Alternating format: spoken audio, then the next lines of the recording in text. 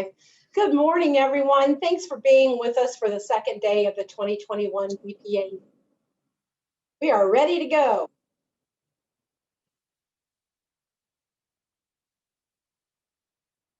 Dina, I'm here with you. Can you hear me okay?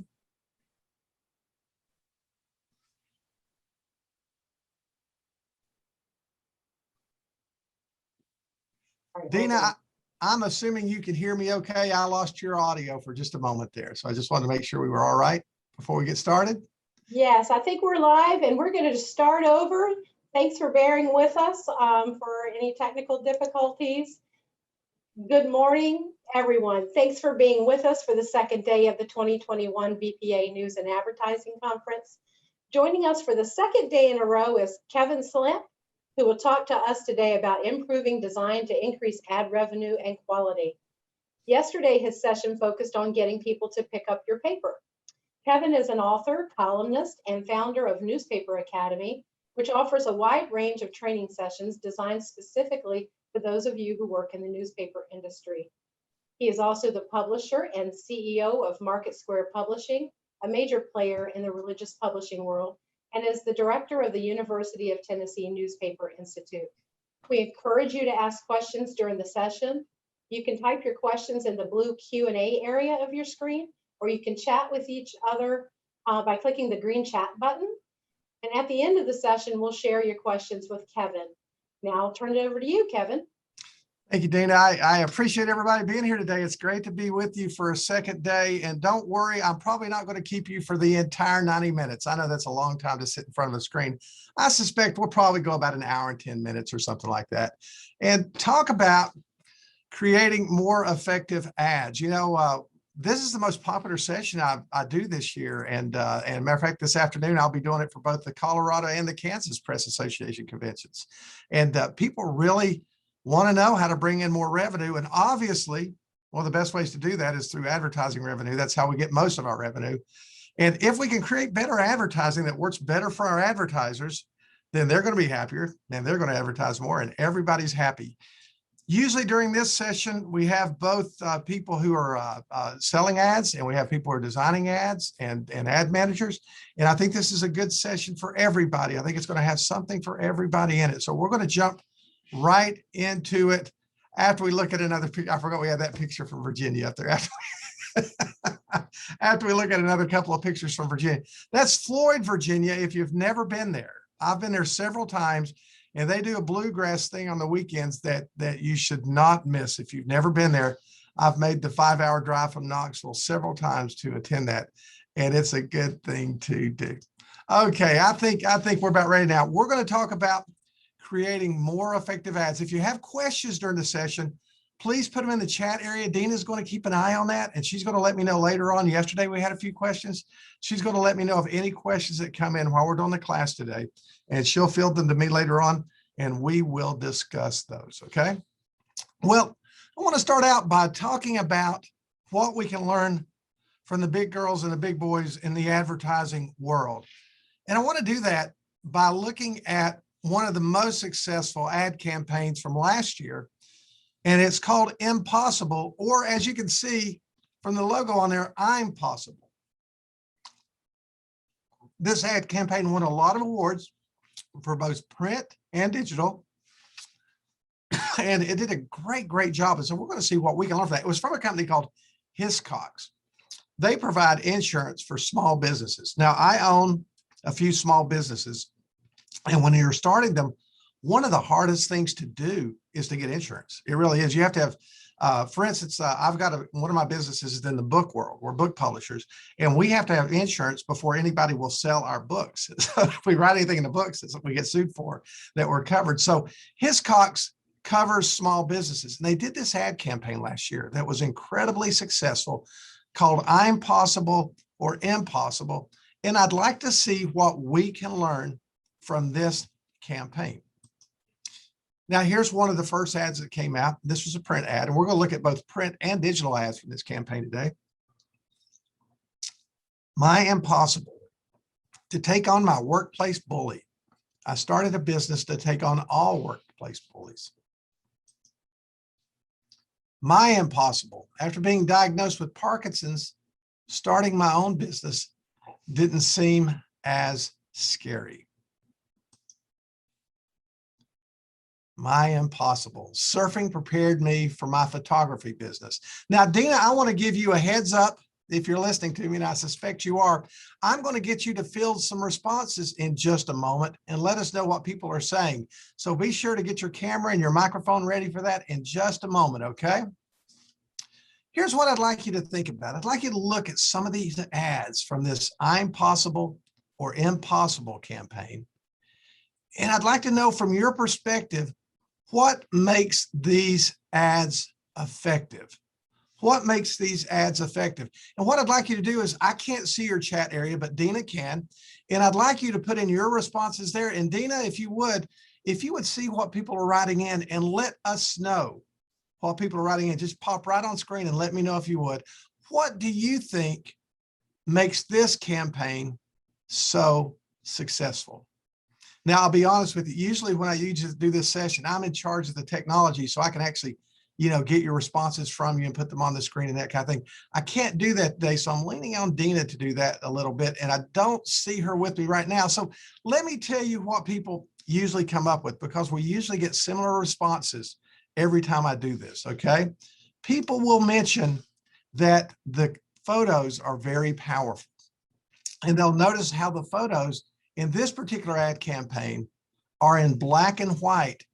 And the only other color you see is the red, the white with the white words on the red background. People will always write in and say how consistent the ads are,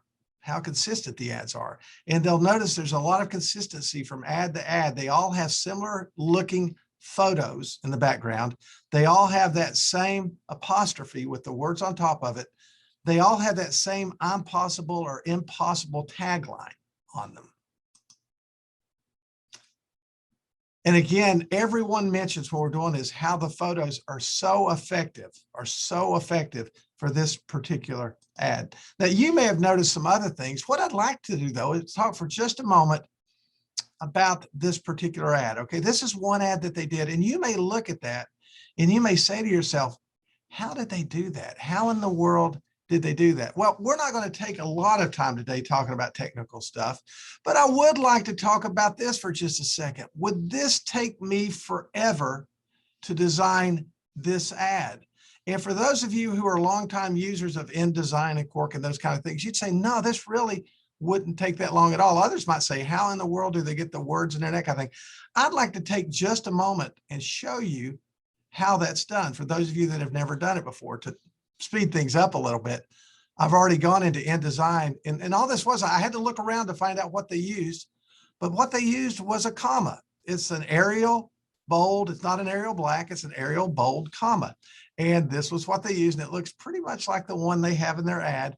And what I did was I created this on the page, and this is just a really big comma on the page in InDesign, and I colored it as red, and then I selected it. So I'm just using my black arrow and selecting it and going up to my type menu and choosing Create Outlines. Now, this will turn so you can do this with any letter. So if you've got an advertiser who their logo is a big A or something like that, you can fill any shape with text. And so if you want to fill a letter with text or something like an apostrophe, first we're going to take it and convert it to an outline. So in InDesign, that's under Type, Create Outlines. So now InDesign sees this as a shape, just like it would see any other shape. Okay, it's like a square or a rectangle or anything else. And I can take my type tool and I can click in there, and I'm going to want to make sure that the type is white. And you can set up the font later if you want to, but I'll go ahead and say, let's just use something like Arial or Active or something like that, just to put some text in there. Okay.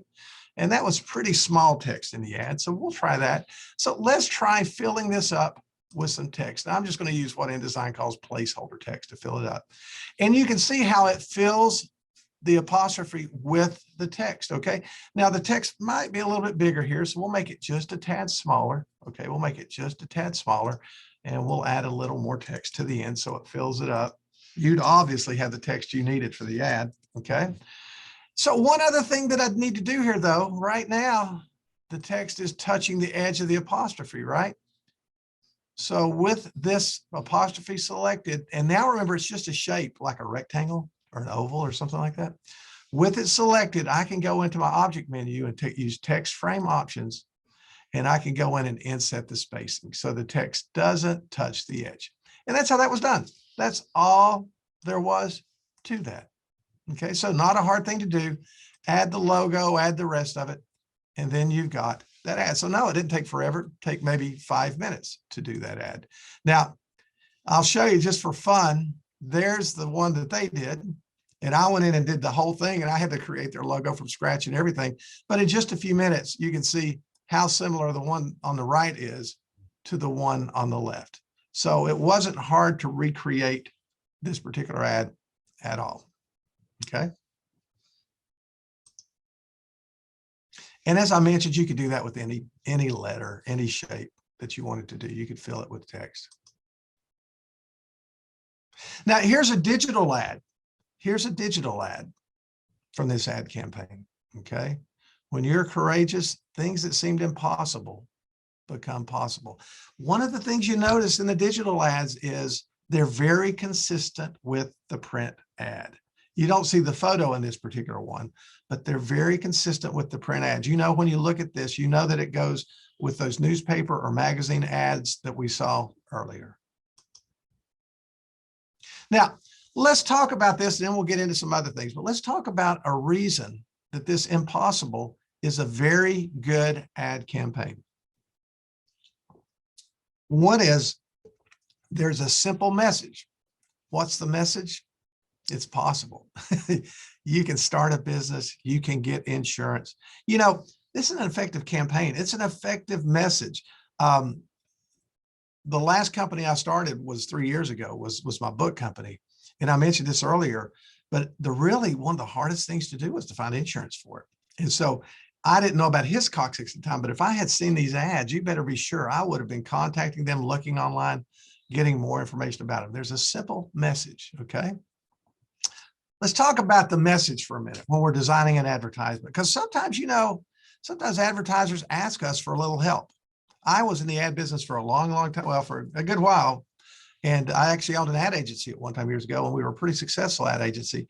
And sometimes, you know, advertisers really ask you for advice because they want their ads to work. You know, the purpose of the message is to get the customer or the potential customer to prefer your product or service when they need something, okay? To prefer it over another one. You want them to like mine more than theirs, okay? That's the purpose of the message when we're creating an ad campaign.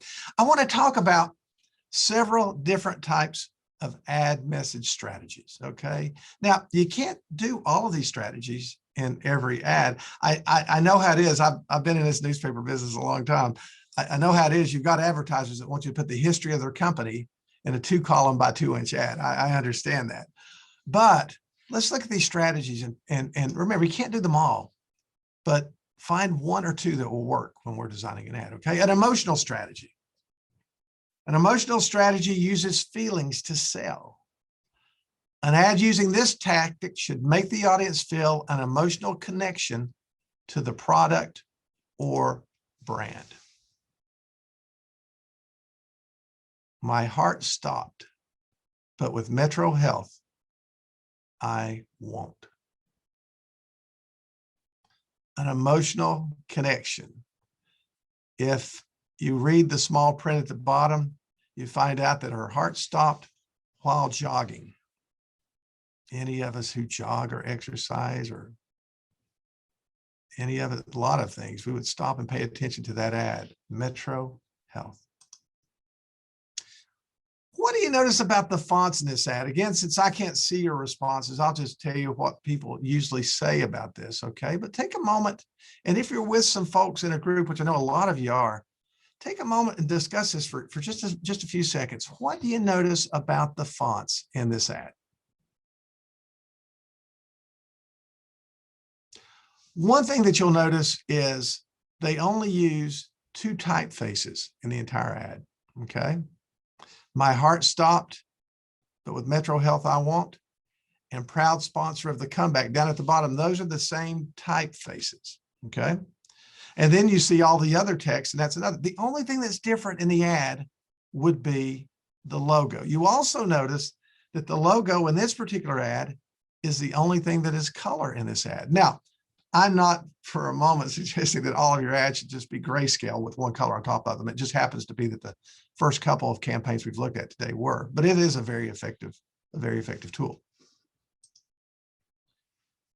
Notice the color, and we talked about this with that Impossible campaign. Notice the color in this particular ad. Everything is grayscale except for the logo, and it makes that logo on the bottom left, it makes that blue really stand out, doesn't it?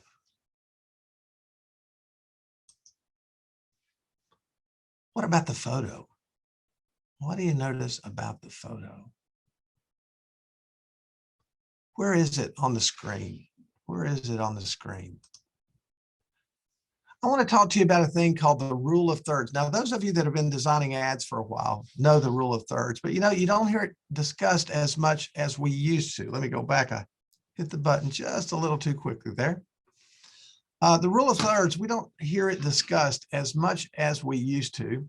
It means that we take a photo, our main image in a photo or in an ad, and we divide the image into three parts. This ad is divided into three sections. You can see the white lines that I created there, so you can see the sections that it's divided into.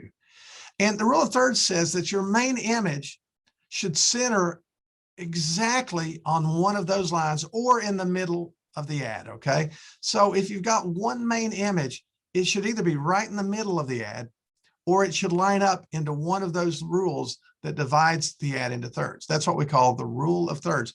And as we're looking at ads today, good ads, you'll notice that that's a common appearance in ads. Now, here's another ad that I found, okay? Or this is another ad I found, but I want to talk to you about how that one was created that we were looking at just a moment ago.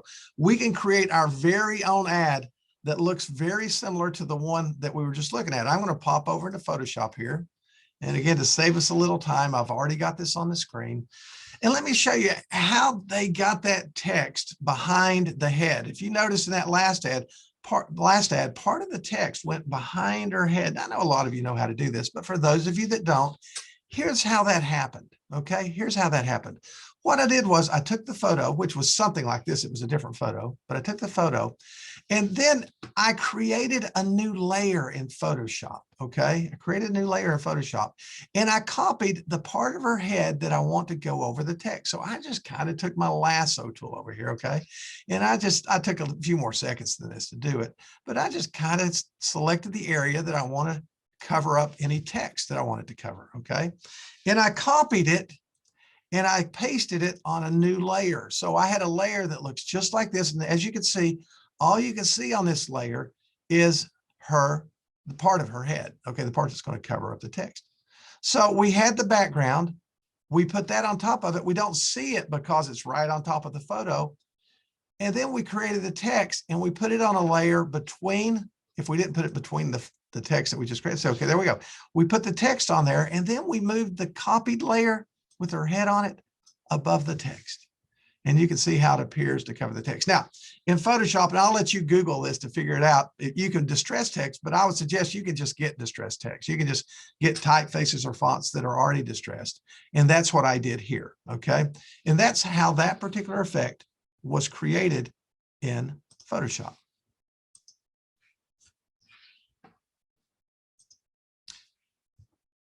Here's another ad from that campaign, Metro Health. And again, notice the rule of thirds, okay? The mom is directly on the line that divides us into thirds, isn't she? Directly on it. And the baby on her right, our left, is on a line of third as well. Emotional campaigns, that's one way. That's one way we can get an ad across. Now, every ad's not going to be an emotional campaign, okay? Every ad's not going to be an emotional campaign, but sometimes we use that. Sometimes we use what we call a social appeal, okay? Now, some of you all know what this is and others don't, okay? It was an ad for IKEA, but if you were a fan of Game of Thrones, You know, what was it, a year or two ago, probably about 2 years ago, everybody was going nuts during the end of Games of Thrones. That's all people were talking about. Now, I never watched Game of Thrones, so I don't know, but people were really into it. Well, so IKEA used a social appeal. That is, I want to be part of something everybody else is part of. You know, I'm a Game of Thrones fans. I want to be a part of that. Okay. And so this is what we call a social appeal. People want to be part of something. Okay. So we can create an ad or an ad campaign based on a social appeal. It's 150th anniversary. You want to be a part of this. You want to be a part of our history. So order this. That's a social appeal. Now, this is a more common one in newspaper advertising, a unique selling proposition. A unique selling proposition. I've got something to sell you that nobody else has. Clocktown Bank. I love this one. We're the only bank open 24 hours in Clocktown. I've got something you need that nobody else has. We're the only bank in town that's open for 24 hours. Now, you're probably sitting around with some folks watching this right now. Let's take 15 seconds and have a little conversation. And I'll just wait here while you do it. Have a drink of my Diet Mountain Dew. What business or businesses in your town have a unique selling proposition?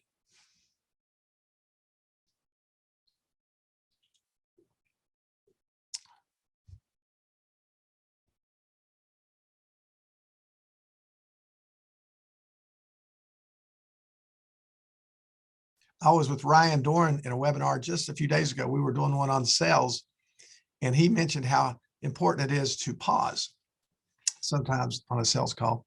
And he had people pause for 7 seconds on the screen. It seemed like forever.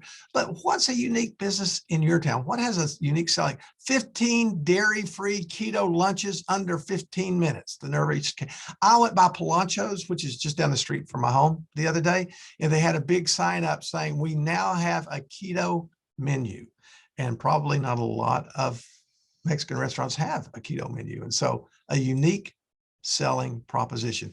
Cooper Neurological Institute. Our Gamma knife is the only one in the region.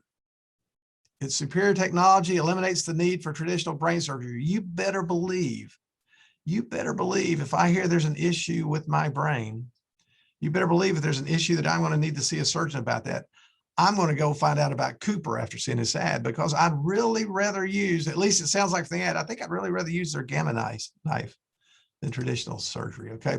That's a unique selling proposition. We've got something nobody else around here has. Positioning. Okay. We talked about emotional appeal, social appeal, unique selling proposition, positioning.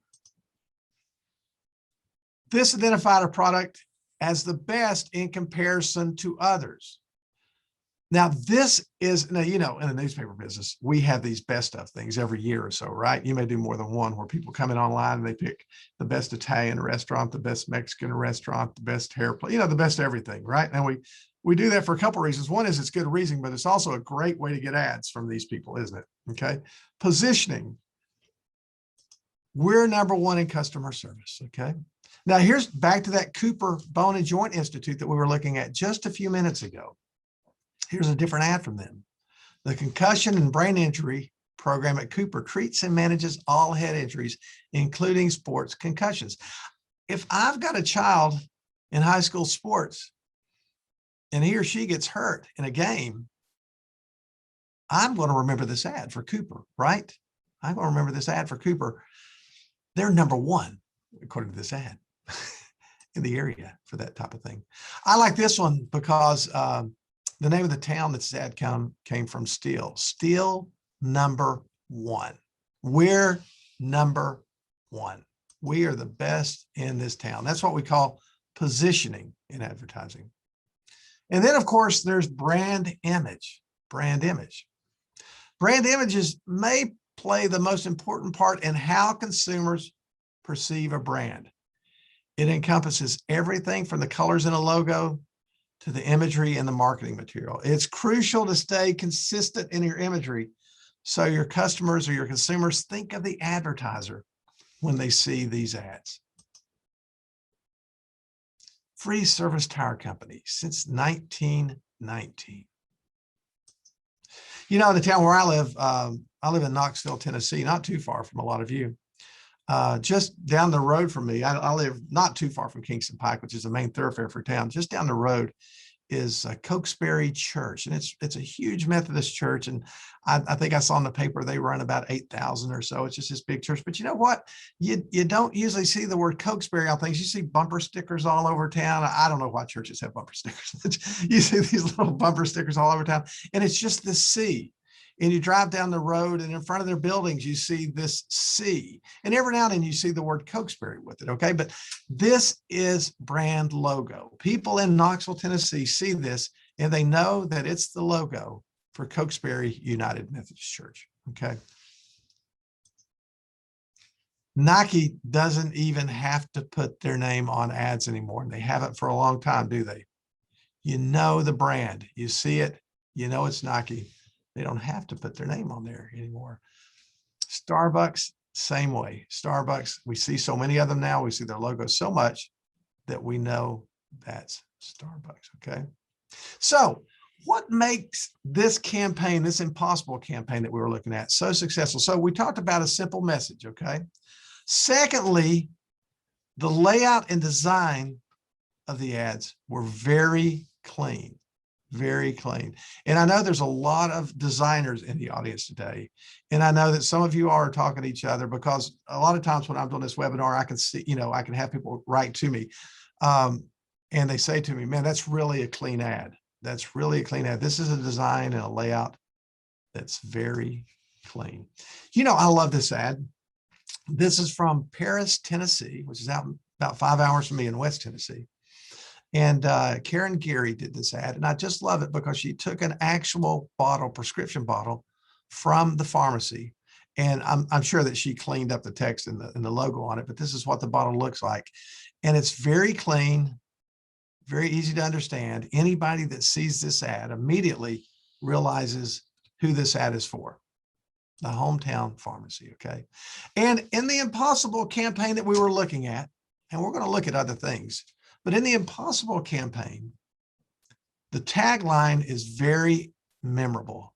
I'm possible. You look at it, you don't even know if it's I'm possible or impossible, and that's exactly what they want you to do. Very memorable, very prominent. Notice the red apostrophe. I heard they quit saying this during COVID. It's finger licking good. Great tagline. You see that tagline anywhere in the world? KFC. I love this one. Carlsberg, probably the best beer in the world. I don't know that I don't know if I've ever seen Carlsberg, but I love the tagline. Probably the best beer in the world. Why not? Why not? Anybody out there old enough to remember this one? That's one of the, it's not the original. I think that's the second logo and tagline for Apple. Think different. Think different. Great tag. That's a tagline that many of you remember from way back when. It was such a good tagline. Think different. Simple message, layout and design that's clean. A tagline that's memorable. Negative space used well. Negative space used well. Negative space doesn't mean white space, okay? It's space where it's not filled with text and graphics and other things just bombarding you, okay? This photo is negative space in this ad. When I was at an ad agency, we had some pretty big advertisers that we did campaigns for. And this was the type of ad that we really made the most money off of. You know, when we were doing a big time campaign, it wasn't these little things with lots and lots of text in it. It was always this kind of thing, okay? Good use of negative space. Even though this ad has a good bit of text in it, it still has a good use of negative space. I'm not even a truck guy, but I thought for a truck ad. Notice how they did the mountain at the top, how they covered the letters, and you know how to do that now, right? You know how to do that now.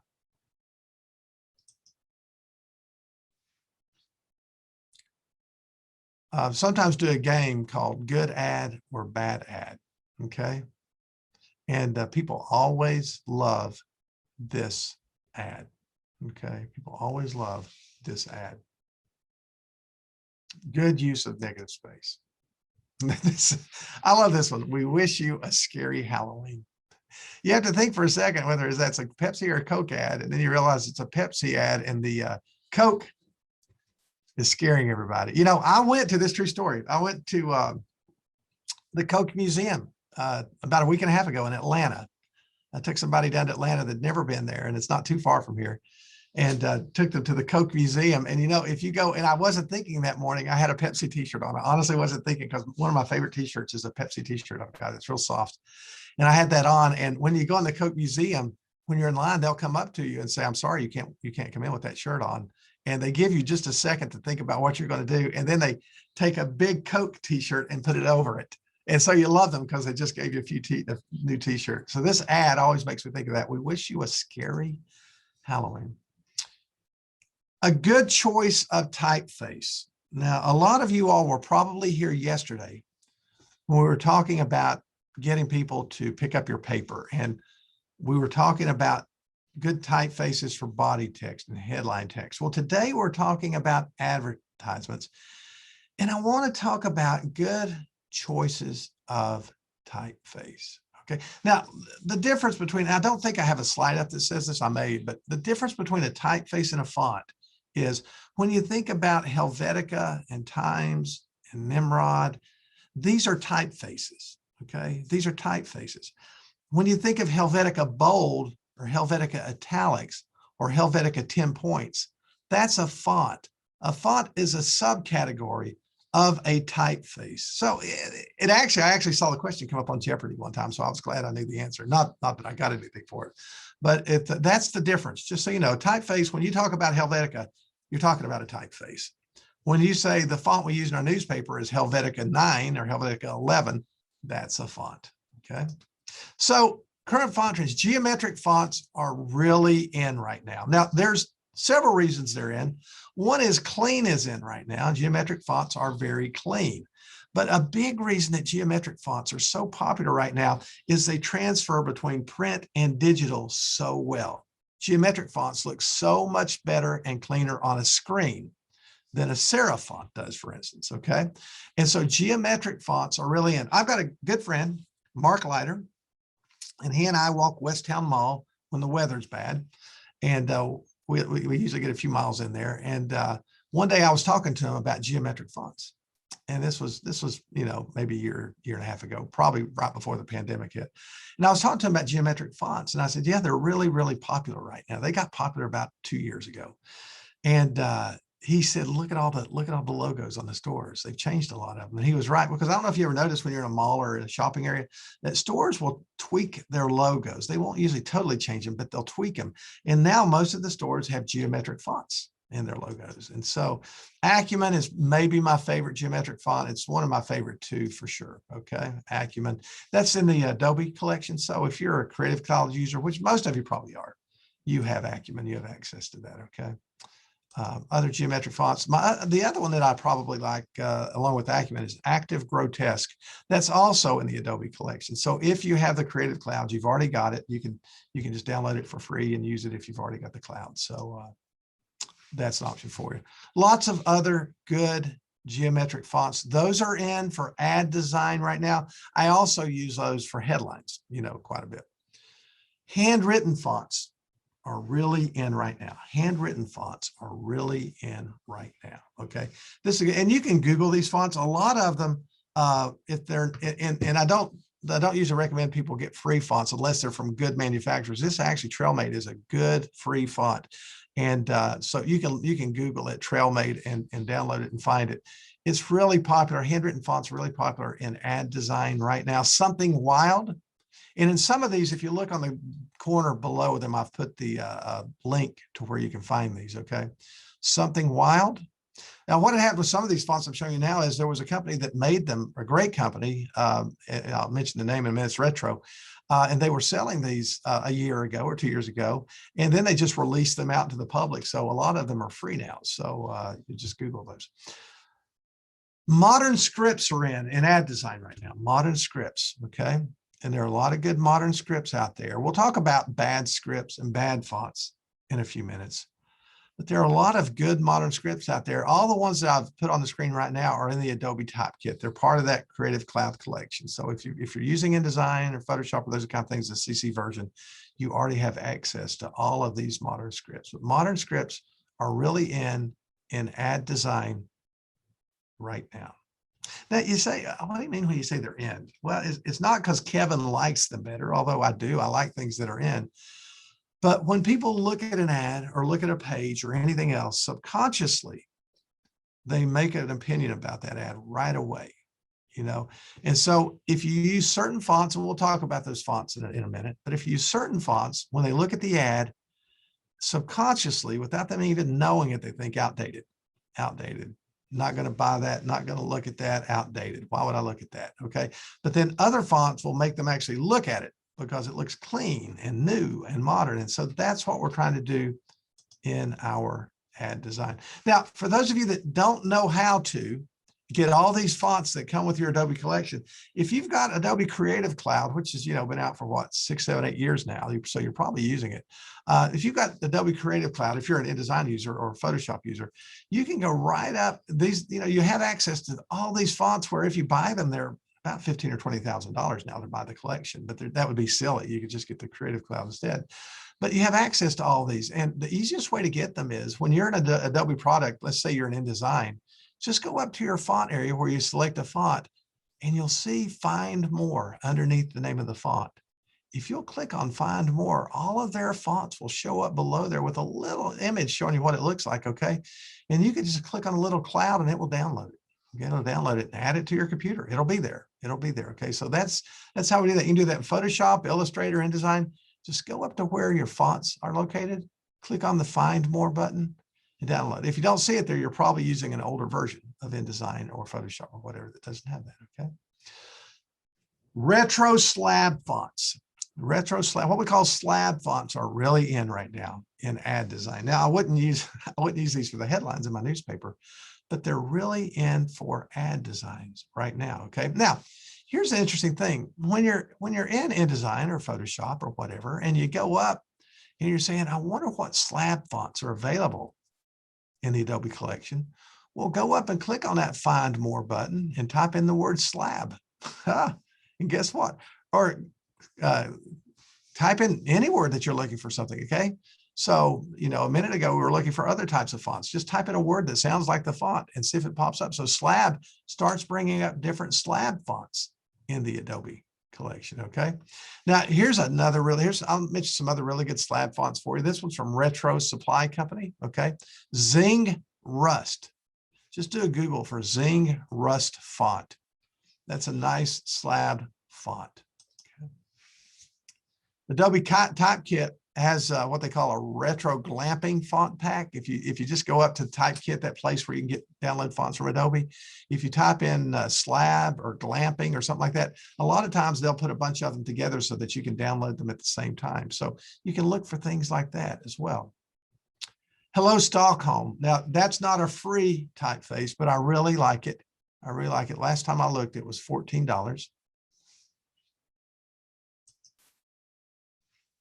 Roseline, here's a free one that I really do like. If I was doing an ad for a Western store or for maybe a Mexican restaurant or all kinds of things, this is a really good font for that, Roseline.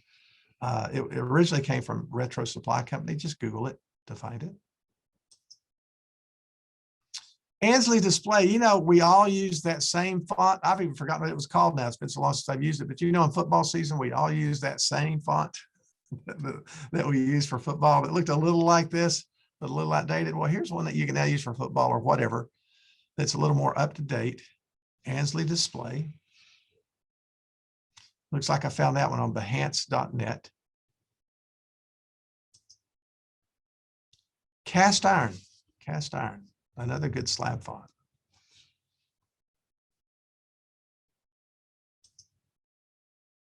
People ask with more if the reflection is part of the font. It's not. That was done separately. Okay, that's just the font itself right there. An American Brewery. This is really a great typeface. It is really good. Use it for all kinds of things. We all have pubs popping up in our towns right and left. I don't know how long they're going to last. There's 1,000 of them around here, but for now they're here. And so we're advertising these pubs all the time. This is a great font that was created just for that. American Brewery. It almost looks like it's on the front of a beer bottle, doesn't it? This is American Brewery here as well. Really nice typeface. So here's some things that can help make for a successful ad. We've got other things to talk about. Okay. A successful ad. Is there a simple message? Is the design clean? Is the tagline memorable? Is negative space used well? Good choice of typeface and consistent use of typeface. We talked about in those earlier ads that we looked at. Remember those Metro Health one? That's the one with the woman who'd had a heart attack. How they only used 1 or 2 typefaces in the entire ad other than the logo.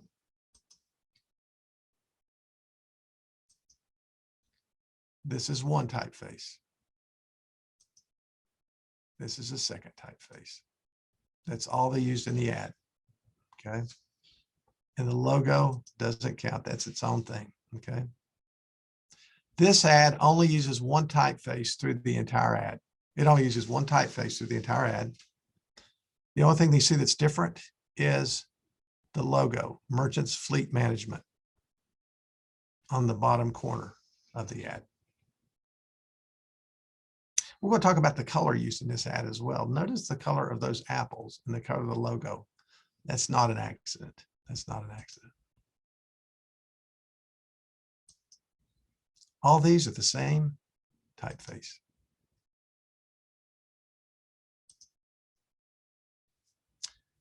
Colors kept to a minimum. Some of you all remember my friend Ed Henniger. He was the design guru of the newspaper industry for years until he retired about a year or so ago.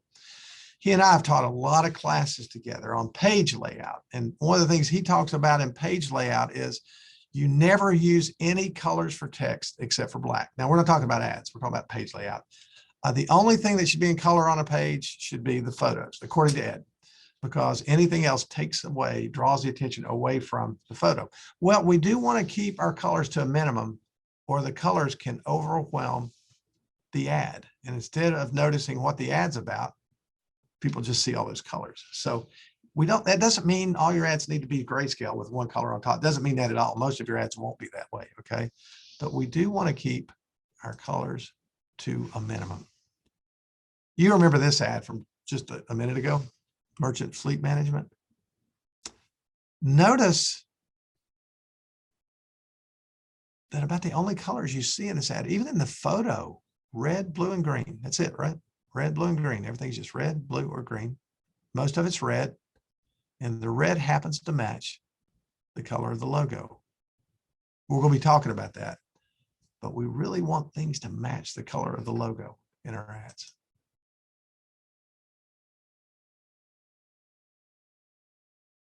Keep those typefaces to a minimum.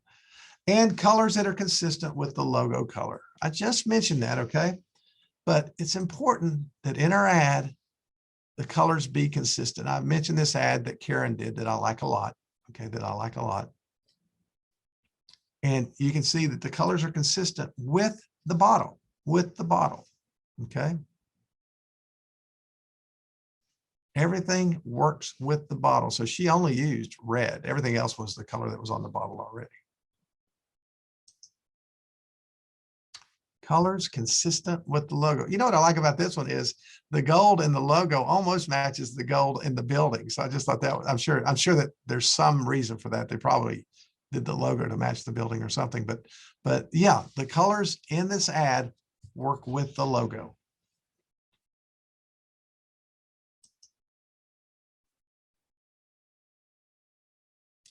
I suspect they purposely found a lot of red cars to match the red logo.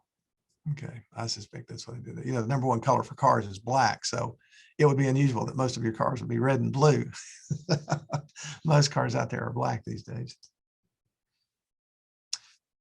Color is consistent with the logo. They've even gone into Photoshop, I'm sure, and they've recolored some things, probably some shirts people were wearing on the beach and those kind of things to make them work with the logo.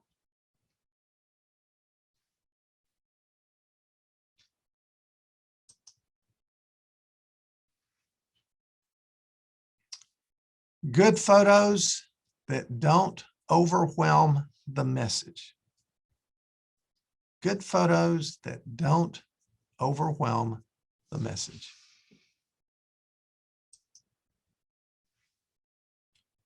A peaceful place to grow and get well. Well, the photo works for that, doesn't it? Good photos that don't overwhelm the message. Okay, let's talk about some things. People always like this part. Let's talk about some things to steer clear of. Okay. Now, most of you all here with me yesterday. So I mentioned some of these yesterday, but we're going to talk more about fonts today. As I mentioned, we've already talked more about fonts. We're going to talk even more about fonts now. But as you're sitting there talking to each other, as you're chatting with each other online, I can't see your chats, but I think you all can chat with each other there. What are some outdated fonts? What are the fonts that you just don't like? Okay, that maybe you don't just like them, but because they're outdated, you are just so tired of seeing this font. Well, there are lots of fonts out there that we're just tired of looking at. Okay, now here's a list to get us started. Things to steer clear of. Take your camera and take a picture of that, or scribble these down real quick. Arial, brush script, Chancery, Comic Sans, Cooper Black, Helvetica, Stencil, Tahoma, Times, Chancery. Yes, I put Chancery on there twice on purpose because it's my least favorite typeface. Never use Chancery. Never use Chancery. It's only for church secretaries. Now, if you've got a side gig as a church secretary, you're allowed to use Chancery. Do you ever see a church bulletin or newsletter? The whole thing's in Chancery. I used to, before the pandemic, I used to regularly do a lot of work for Catholic Communications, and it's big, huge outfit. And they would have me speak. It'd be the biggest convention I would speak at. Every 2 years, they'd have me speak at their international conference of Catholic communicators. And that was the only group that I would stand in front of and say, you're allowed to use this font. You're allowed to use this typeface, Chancery, only for churches. Steer clear of outdated colors. It's not just fonts that are outdated. Colors get outdated too. Yeah, color, think about it. We're going to talk about popular colors in a few minutes. But think about this. There are fonts that are outdated. There are colors that are outdated. Oh, man. I know you wouldn't design something like this, but you've seen things like this, right? You've seen things like this. My goodness. Cluttered pages. Steer clear of. Anybody here ever have to do, I should say have to. Anybody else here ever have the opportunity to do an auction ad? Oh my goodness. In my early days, I used to do a lot of those. Man, they'd want to stuff 10,000 things on a page. It'd be so cluttered. You had no idea what was on there. I always felt like if they just put 10 things on there, they'd have better results, people on their auctions. But here's one that when we play that game about good ad or bad ad, people always hated this ad. People always hated this ad. People would say, I can't tell if it's for a bowling alley or a pizza place. I can't tell what it's for. Okay, I can't tell what it's for. So very cluttered ad. Things to steer clear of. Outdated clip art. It's rare. Now, I know sometimes you have to. It's rare I use clip art in an ad anymore. And when I do, I make sure it's not outdated. Okay, you want to get your clip art from good sources. If you've got something like this laying around, go ahead and burn it today. Okay, this is from, I had one of these. Gosh, this is from a long, this is from the late 80s, 1980s. We're talking 30 some years ago. Everything in there is outdated. Okay, so don't be using any of those older Corel collections. People used to buy a program called Corel Draw just to get the artwork collection and the font collections, because you could get these great collections and the program only cost a couple $100. So it was way cheaper to buy it than to go out and buy those fonts and things. Okay, but find good, find modern, find good artwork to use. Okay, don't find this stuff from Corel and all the one on the top right. These are Corel images here. Okay, If you're going to use clip art, use modern, high quality clip art. If you're using the Metro collection, that's fine. They've got good stuff in there. I use iStock photos. I pay for it. You know, it's not cheap, but I use it because their artwork is so good. Okay. And so I use iStock photo for their artwork. And so it's really good for advertisements. Metro has really good stuff in there as well. Lots of other people have good stuff. Okay. Just use modern looking clip art. Okay. Things to steer clear of: too much text. Okay, I'm with you. And I mentioned this earlier. I've been there. I've been there. I've held your hand. I've sat next to you while you had to design these ads. And I know that the hardware store gave you 500 words to put in this 1 column by 1 inch ad. They want the history of their company in that ad. Well, sometimes you got to give them what they want. I understand. You know, I don't tell them I said this. I deal with authors these days. Some of them are famous authors. Some of them are best-selling authors. I'm on the phone with them all the time, working with them all the time on their books. Every now and then, they just insist that they want me to do something that's not going to sell their book. And you know what? Eventually, I give into it because I just don't want to do it. So sometimes you just have to give them what they want, okay? Steer clear of outdated fonts. That's brush script out there. You remember that? I'm shocked. I'm literally shocked at how many businesses I see. I take long walks. Sometimes I'll go out and walk 8, 10, 12 miles. I'm shocked at how many businesses I'll see with new signs in front of their business in brush script. It just blows me away. Outdated colors, too much text, cluttered pages. These are things you want to steer clear of. These are things that say, not an ad I want to look at, not an ad that's going to work, not an ad, old clip art. Times Roman. I just mentioned that because so many people still use Times Roman. Let's not be using Times Roman anymore, okay? Yes, it's finally time to put times. That's like a poem, isn't it? I didn't think about that until just now. It's finally time to put Times Roman to rest. If any of you want to put that to a tune, you have my permission. My son is a songwriter. He was in a pretty, where did I come from? A pretty popular rock band around here. And the other day he said, you know, Dad, I'm going to write some songs about some of the song titles you give me. One I gave him the other day was If My Truck Starts Tomorrow. And he's working on a song for that right now. Yes, that includes New Times Roman. You're sitting out there thinking, oh, I'm safe. I use New Time. No, it's the same thing. Just a cheaper version of it. Okay. So steer away from Times Roman and New Times Roman. Okay, let's play a game. Now, our problem is because of the way the technology is set up today, I can't see your responses. So you're just going to have to look at each other's responses and talk to each other in your groups. And that's okay, because I'll be honest, I know how you're going to answer anyway. But let's play a game. This game is called, now get your pen and paper handy, okay? This game is called, well, I don't guess I gave it a name, but you're going to see 3 ads. Okay, you're going to see 3 ads. And I'm just going to trust you all to do this with each other since I can't see your responses. And then I'll tell you what most people answer when they see these ads, okay? 3 ads. Let me know which you like best, or let each other know which you like best, which is first, which is second, and which is third. I don't know if Dina can actually jump in the middle of this and tell me what the responses are, but Dina, if you see them, I don't know if you can see them either, but if you see them and want to jump in, feel free, okay? So you're going to see 3 ads pop up. They're going to have letters under them, and you're going to answer something like this: B, A, C. That means I like B the best, A next, and C the next. Okay, are you ready? Here we go. There's A, B, and C. Now, scribble these down, and I'm going to tell you how most people respond when we play this game, okay? Talk to your friends about it that you're sitting with. Chat with each other online, or let Dina know what you think. Which do you like the best? Which is second best? And which is third? When I play this game with groups, I do this game a lot. Usually people like C the best, but A always gets quite a few selections as well as the best, okay? B usually doesn't get any. Now, I feel for the person who had to design the ad for Remax, because let's face it, those are Remax's colors, so there's not much you can do about it. Those colors are pretty outdated and aren't going to get a lot of good reaction. But That's life. That's what you got to deal with. I understand that. Okay. But when you're looking for really well-designed ads, both C and A work really well. A is good because they use the colors in the logo.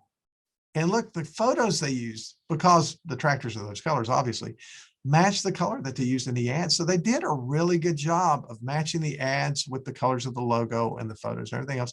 Notice they did a good job with the typefaces. They didn't fill it up with a lot of different typefaces or anything, okay? C is a really good ad. C is a really good ad. And we looked at it earlier and all the colors work together. Everything kind of just works together on it. Okay, here's some more. You ready? A, B, and C. Make your choices. Which do you like the best? Which is your second favorite? Which is your least favorite? A, B, or C? This is an interesting group. Okay, this is an interesting group because there are things to like about all of these ads. There are things to like about all these ads. Let's face it, car ads aren't easy. Now, I will tell you this, I do hate that genuine people, real prices typeface that they've used there. I really don't like that at all. Okay.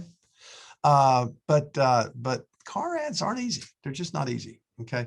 So we do what we can. We do what we can with the car ads. I'm seeing some chats coming in here. Maybe Dina is telling me what's going on here. Oh yeah. Dina's sending me some answers and she's saying people like A, B, and C. Thank you for sending those to me, Dina. I just realized I could look at your chat answers right there.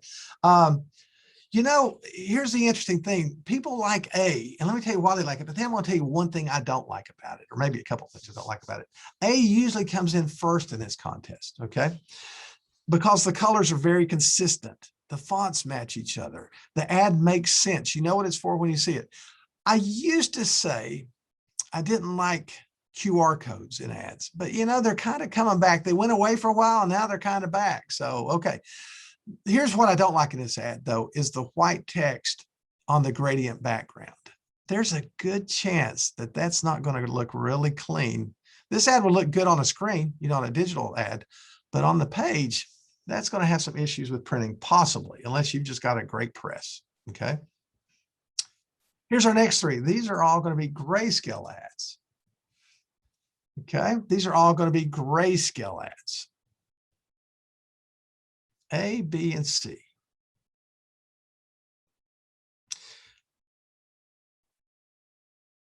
If you're like most folks who play this quiz, if you're like most folks who play this quiz, you like A the best, but a good number of people say B because for a small ad for a restaurant with a lot of information in it, it's pretty well done, isn't it? It's pretty well done. A usually gets the most responses. It's a very clean ad. Okay. And I just hate C, which I hope that 406, I hope that's not a Virginia area code. I should have looked that up before today. But every now and then somebody will tell me they like C, so go figure. But anyway, usually people will pick A in this particular group. One last group. Okay. A, B, or C. A, B, or C. Now, here's the interesting thing about this one. A lot of people will say C because they heard me bragging on C earlier, and C is a really good ad. But I could see why you would choose any of these. I could see why you would choose any of these. The top one's a little crowded on the right side, but still, it's still a good ad. It's still a good ad, okay? All three of these are good ads, so I could see why you would like any of them. Okay, here's another game that you can play with your friends, and you can send chat messages online to each other and all those kind of things, and let Dina know what you're thinking if you want to. This game is called In or Out. In or Out. I'm going to show you a color, and I want you to tell me if it's in or out. Now, if you were here with me yesterday, you have an advantage in this game, and I don't mind that because you should have an advantage if you come to hear me more than once. Okay. Okay, this blue, in or out? Well, those of you that were with me yesterday know that this color is definitely in. This is classic blue. And this was the 2020 color of the year, according to Pantone. Pantone does research and studies and determines what colors are most popular each year. And they're not just most popular in advertising, they're most popular in clothing and ad design and house colors and everything else, okay? classic blue in 2020 was the most popular color. It's still incredibly popular right now. Okay, classic blue. Color of the year for 2020. What about this one? What about this one? Well, if you were with us yesterday, you know that that was the color of the year. This is living coral. That was one of two colors of the year last year, and it was the color of the year in 2019. It's still very popular, and it still works out well in ad design if used correctly, okay? We're going to talk in a few minutes about how you can go online to Pantone's site, and they will show you what colors really work well together when you're designing ads, okay? So Biscay Bay works well with living coral. I showed you this ad yesterday. I did a little research a while back looking for ads that had won awards, and this won a first place in the New York Press Association Awards. And I loved that it used the two most popular colors last year. This was from last year. And they used classic blue and living coral. And they did a really good job with that ad. Past colors of the year. You can just look up, if you're Googling this kind of thing, you can just look up Pantone color of the year, and you'll start seeing there's classic blue last year, living coral the year before. Okay. You see colors that are popular that year. Who knows how they get popular? They just end up being popular, and it works well to use popular colors in advertising. Here's this year's color of the year. I don't know if I mentioned this one yesterday or not. Illuminating. That's the yellow. Okay. And ultimate gray. And I think I mentioned yesterday that just a few days ago, when I was walking the mall and I went up the escalator at Dillard's and got to the top, there was a mannequin right when you got on the second floor, which is all women's clothing. And the mannequin was entirely dressed in these two colors. So somebody at Dillard's and Macy's and all those other places are paying attention to these colors as well.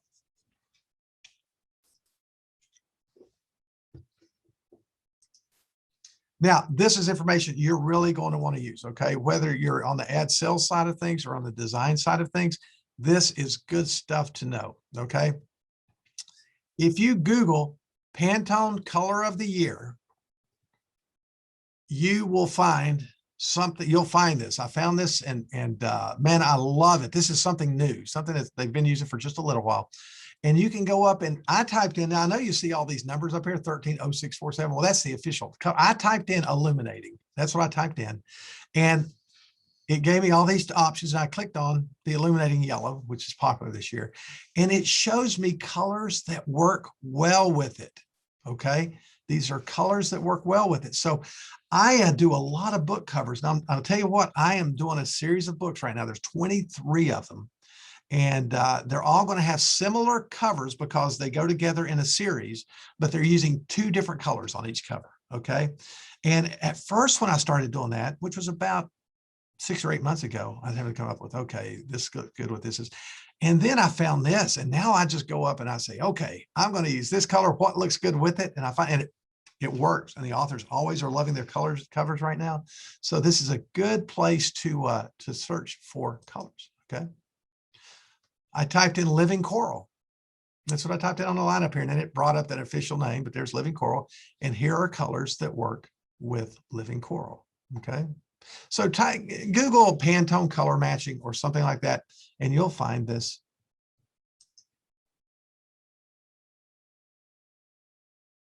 Okay. You know what I typed in here? Just so you know, I typed in beach, B-E-A-C-H. What colors would look good in a beach ad, a summer ad? And it showed me a list of them. I clicked on the blue one, which was called Barbados Beach, and you can see colors that work well with it. This is just, this is the only thing you get today. This is worth the price of admission right now. And this is brand new. These were just announced. Pantone's top 10 colors for this summer, okay, for spring and summer. This has been out for just a couple of weeks. Pantone's top 10 colors for spring and summer 2021. These are good colors to use in ads. Google it and you'll find it, Pantone top 10 colors, and start using those more in your ads, and they'll pay off. They'll pay off. Speaking of colors, if you've been in the advertising side of things very long, or the design side of things very long, or you've been a publisher very long, You've probably had advertisers complain that the colors didn't come out right in their ads. The most common two colors that have issues are blues and reds, okay?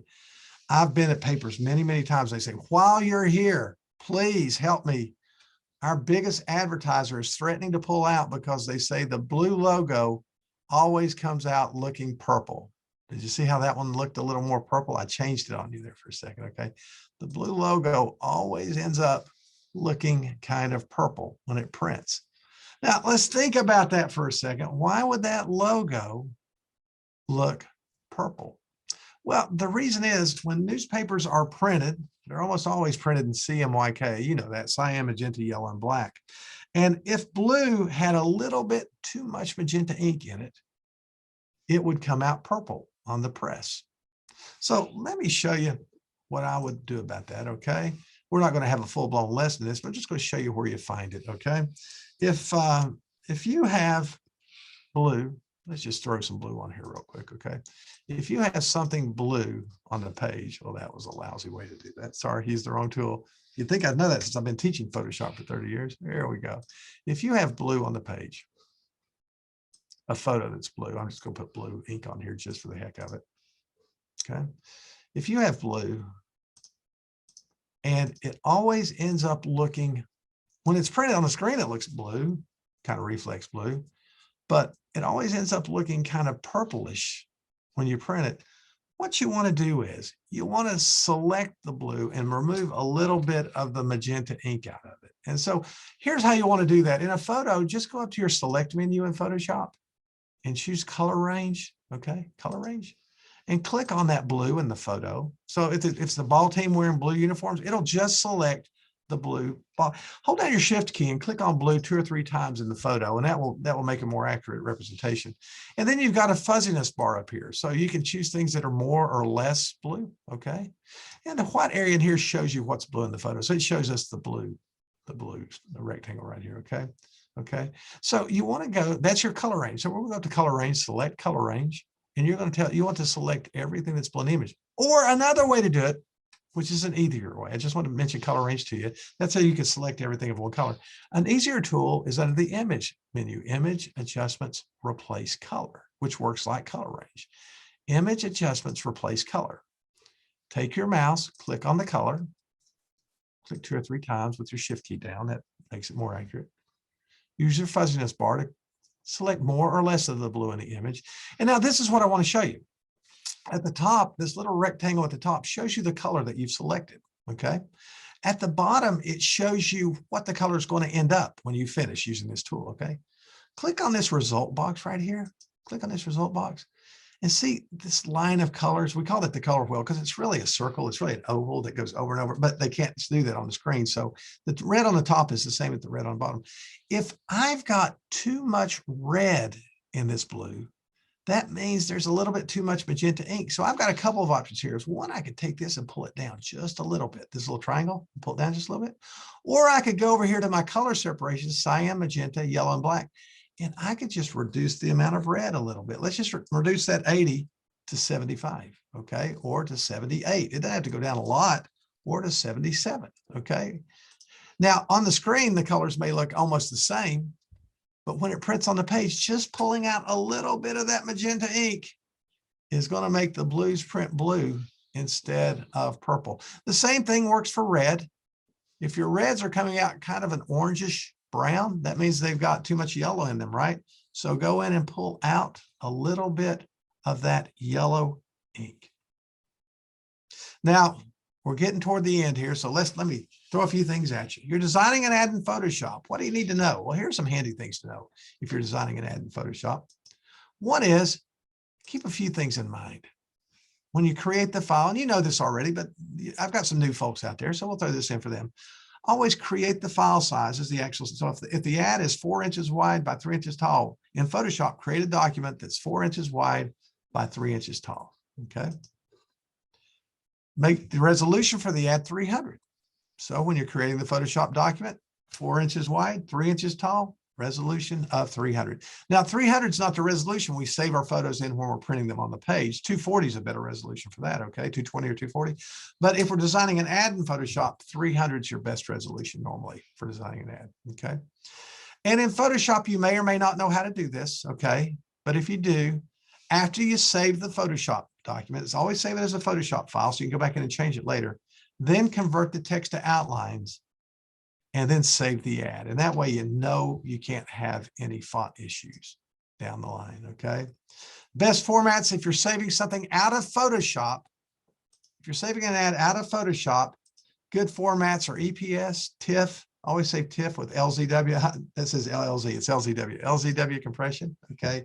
And JPEG's fine, save it, you know, when you save a JPEG file in Photoshop, it asks what quality, choose that maximum quality if it's an ad, okay? You wanna be sure and do that.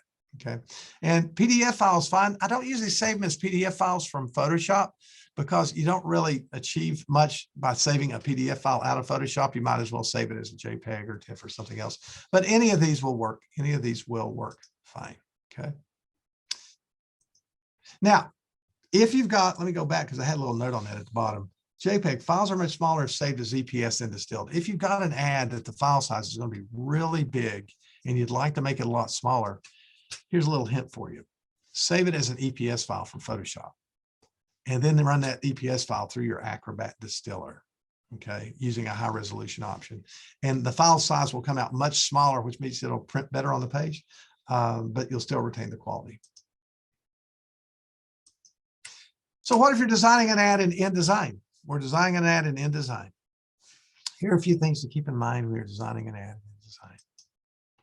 By the way, if you have any questions for me, as we're finishing up here, if you have any questions for me, make sure and send those to Dina, and she'll share those with me here in a minute. A few things to keep in mind when designing an ad in InDesign. One is no margins around the ad. Just like in Photoshop, if your ad's 6 inches wide by 3 inches tall, that's how big your InDesign document should be. Resolution for photos that are used in the ads in InDesign. We were in Photoshop a minute ago, but if you're saving photos in Photoshop that you're going to use in an ad in InDesign, I know it's confusing. Someday we'll have a Photoshop class together, okay? But best resolution for photos is either 220 or 240, okay? Either one should work out fine for you, either 220 or 240. They'll come out better than 300. If you're saving your pages in CMYK, and a lot of you don't, a lot of you just send an RGB file to the printer. If that's the case, this is not an issue for you. But if you're saving pages to CMYK to send to the printer, make sure that all your color elements are in CMYK. And best file formats out of InDesign for ads, EPS and PDF, and the majority are going to use PDF, and that's great. That's what I would save as. If you know how to save them as a PostScript file and distill them, that's great too. That's the way I do it, but you don't have to do it that way. But from InDesign, most people will save their ads as PDF files. Now, as we finish up here, I just want to show you a couple things I found just a few days ago that I thought were interesting. Look what someone has done in their classified section. They've sold that ad with the fish and it goes behind the classifieds. I don't know if I like it, but I thought it was interesting and I thought I'd share that with you. I'm sure it brought in a good bit of revenue.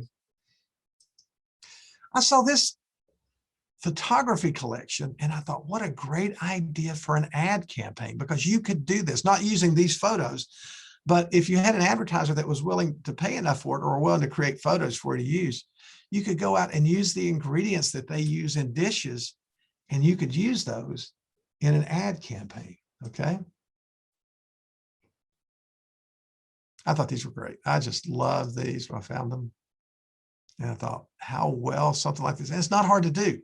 You know, if you've got a photographer who could go out and take the picture, it's not hard to do. Just in case you want to look at these, there's the name of the photographer up in the top left-hand corner, and you can Google and find more photos, I'm sure. But I thought this was such an interesting collection. Well, Dina's sent me a question. If you have questions, send those to Dina. I guess that's the best way to do it. And she'll forward those to me. Here's what she wrote to me. I'm looking to the right because I've got all kinds of screens around me. Let's pull this over here and look at it. Do you have any tips to convince advertisers that more negative space in our ad will work better than cramming everything into an ad? I've been asked that a lot, as you can imagine. That's a common question. It's a good question. You know, sometimes you have advertisers that really want help in creating good ads. and sometimes you don't. If you have an advertiser that really respects your opinion, I would try to explain to them that research and everything else shows that experience shows that ads with negative space work well. If you have an advertiser that's resistant to that, you can only do so much, but you might mention to them that they might try it a couple of times and see what kind of response they get from it. Or you might show them some other ads that you're doing that use negative space that the advertisers are happy with. Yeah, sometimes I understand. Believe me, I'm with you. I've been there. I know sometimes you can only do what you can do. And sometimes people just want it their way, and we have to give them what they want, don't we? That's part of it. Dina, I don't see any other messages coming in here. So unless any other questions come in, I guess we're done for the day.